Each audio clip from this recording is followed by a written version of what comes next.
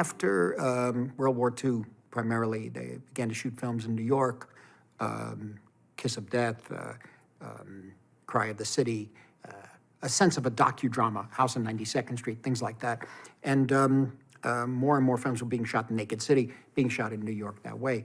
And so began to mix soundstage work with actual location photography. And that slowly developed into what we do now. By the end of the 50s and the early 60s, the equipment got lighter and we were able to shoot anywhere, supposedly. But back in the early 90s, Federico Fellini, he never shot outside of Italy. You know, he said he didn't understand any other place. So he was going to make a series of films about the different jobs, different figures in filmmaking. An hour film, let's say, on the actor, an hour on the producer, an hour on the director, an hour on the writer, that sort of thing. And we were trying to help get it off the ground. I remember we actually got some financing for the film he was going to make on the producer. And he, in the script, it was purely Fellini-esque, of course, he went into great detail about location scouts.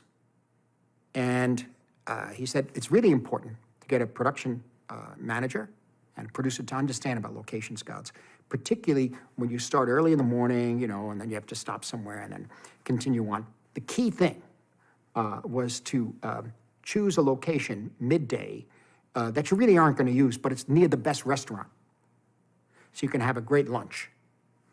You know, and this was the tone of the kind of thing he was talking about in terms of describing the different roles filmmakers and the crew and have to make a picture. I mean, a location scout, when you want a location scout to go out there, really knows exactly what you want, if you know exactly what you want. And what I mean by that is that you may feel you need something that has a sense of this particular place or that particular time, brickwork, but maybe with some stucco over it. You're not quite sure, so that person has to go and choose maybe 4 to 5, 6, maybe more different looks and bring that back to you so you can help make your decision, you know. But, you know, shooting stills of location or even taking video of locations today, it's really deceptive. You have to be very careful. The best thing is always to go there. I personally don't like location scouting anymore. We can't get anywhere in the traffic. Traffic is too heavy, cars, it's bumpy roads. It takes a long time to get to a place. You look at it and you're not satisfied with it. But look, this is part of the process. You do as best you can.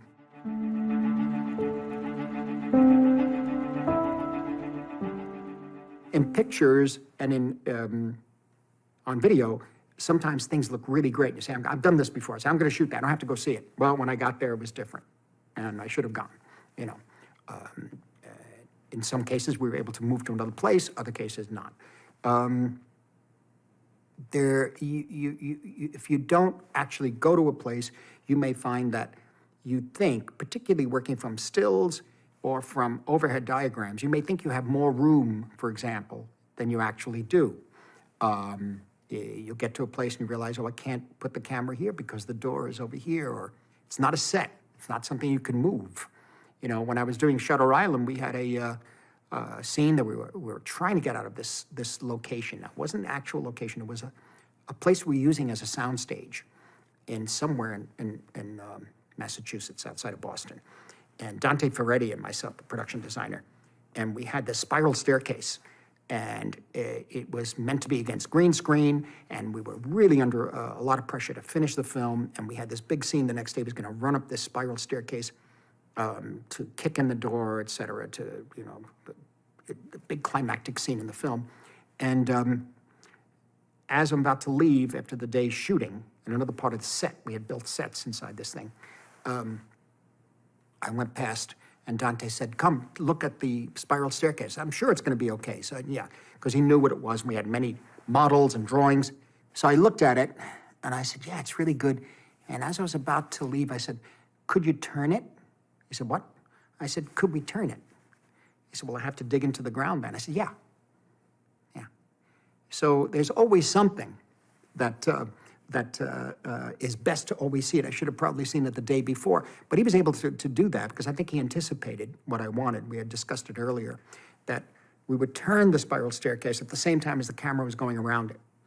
And we turn it the opposite way, counterclockwise. So he knew that, but it was an issue of, in a case like that, there were so many sets and so many different changes and weather that it was very difficult to keep up with checking out the locations.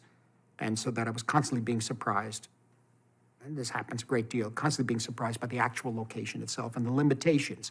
Then you have to figure out how the limitations can become advantages, become something else.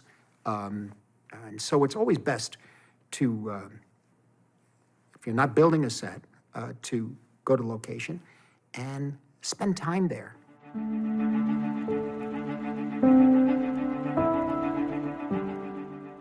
The only important thing, the only thing that really matters is what it's going to look like on the screen. And I find that I'm still surprised sometimes when I see it on the screen. Very often we've had situations where actors find it difficult to do something in a scene because their perception of the reality around them is affecting how the character is supposed to see this. But on film, it looks right. And there are times people could do it, other times you have to make some adjustments. But ultimately, this is what Hitchcock told Francois Truffaut. It only matters what it looks like on screen. He was absolutely right. Now, how's it going to look in the frame? The feeling of the place when you visit it, the mood. It's all great, but what will the viewer be seeing there? So you have to be thinking that all the time, because that takes in, if you go see a place, for example, with the wrong light, if you go to a place that has floor-to-ceiling windows and you go at 9 o'clock at night and you're doing day scenes in the place, it doesn't pay to see it. You have to get a sense of what it's like in the morning, you got to get a sense of what it's like about 2 o'clock in the afternoon, this sort of thing. Because you're often going to wind up shooting in a wide variety of places. I mean, from the Age of Innocence, we shot in New York, in Troy, New York, in Boston, in Philadelphia. And you always have to think of how it's all going to come together as one coherent world. The New York of the 1870s really doesn't exist. Some interiors, some in areas of Brooklyn, some interiors, exteriors in the city of Troy, and interiors in Philadelphia too. So we had to put all this together. Dante Ferretti worked this out to create the impression of 1870s New York. It isn't like period films in England, so to speak, when you go to a manor house or an estate of some kind. It exists, it's there. It's a matter of the, certainly nothing easy, but it is still a matter of the building existing. Here, it became very difficult.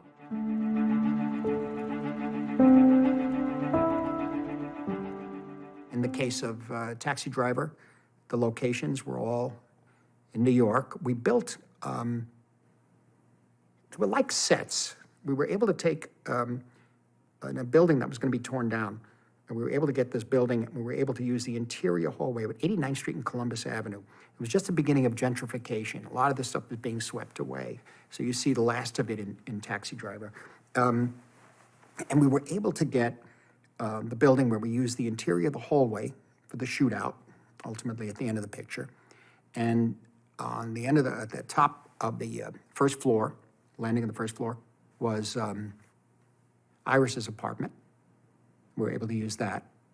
And then down the hall, actually, we made Travis's apartment, which was in a different place.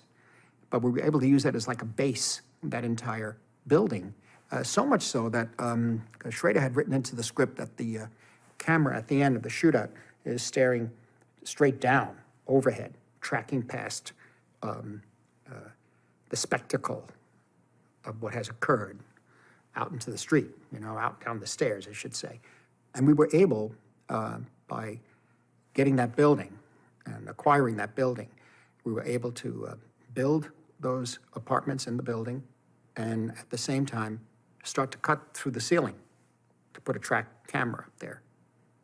And when we finally took 3 months to get that pulled together, the track on the ceiling, and to be able to take off the elements of the ceiling that was still there, et cetera, or from when we were shooting, we needed the ceiling, so they put some things in and take it out. And we were able to it took about 3 months to be able to cut through all that and create the track that you see at the end of the film. And then because of certain restrictions, it took, we were only given 20 minutes to do the scene, which caused a lot of anxiety, but we got the shot.